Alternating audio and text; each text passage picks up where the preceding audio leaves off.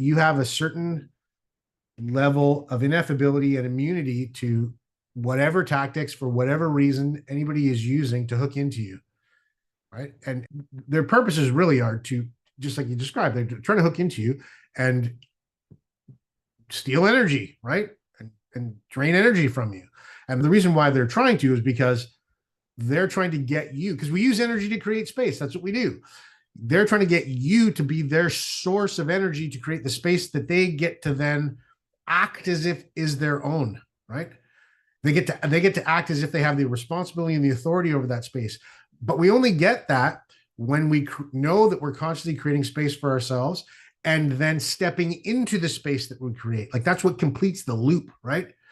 So they're trying to perpetuate the illusion that that's what they're doing by putting their jumper cables on your battery.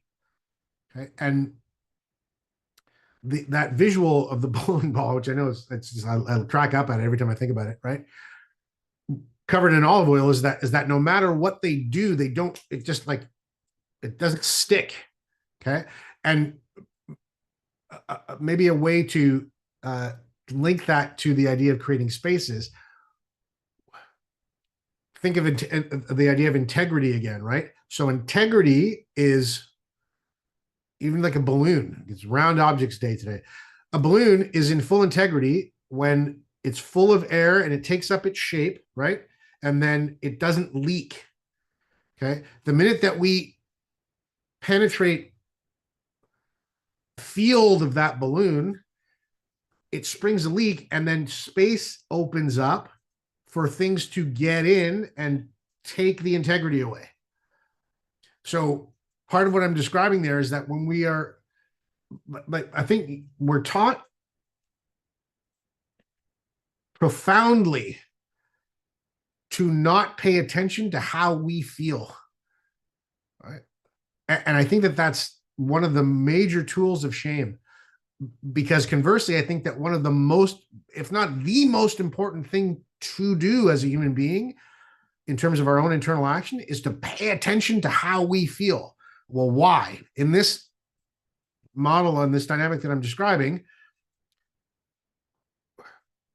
paying attention to how we feel is the chief way in which we monitor our wholeness.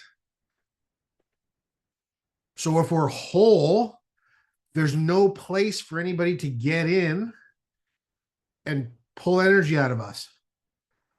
And the concomitant benefit of that is when we're whole, we have no desire or need to pull energy out of anybody else, right? To take space from them, to pull energy from them, to create space for them to fall into that dupe that they're there to create space for us. Like it's gone. We don't have that at all.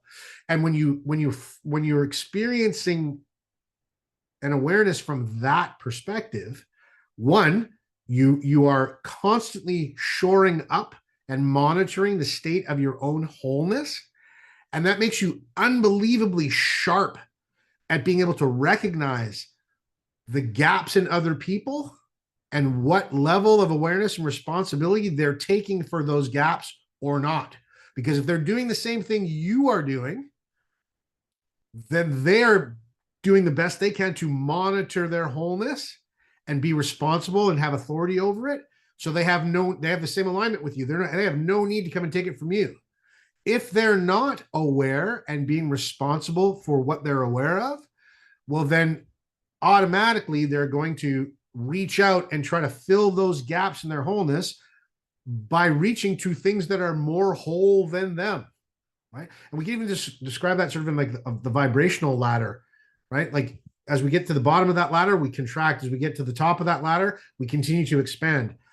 So that's the double-edged value of paying attention to your own wholeness at all times, every moment, not like kind of as an afterthought, as your primary focus, because it's from there actually that we're the most free to participate and we're in the best shape to participate because we're not reaching for anything from anybody else. And we're very aware of whether they are doing that as well or not too. Does that make sense? Right? It's like making sure that we recognize two things. One, we're a light source. Always. We're built to be one. And two, we're plugged in all the time. Right? Because people will kind of sort of surreptitiously saddle up to you and like, distract you and then pull your cord out. And then they'll go, cool, I'm going to plug my cord into your socket so that I can get your power. Awesome. Great. Thanks. Right? So if we're not paying attention, we can let that happen and not even know it. And then we're just dwindling down the vibrational ladder. We're just like shrinking and going, oh my God, this is getting hard to generating and turn on. Wow. But when we're plugged in, that light shines effortlessly. I'm very excited about this. Just in case you weren't sure and have lots more to say.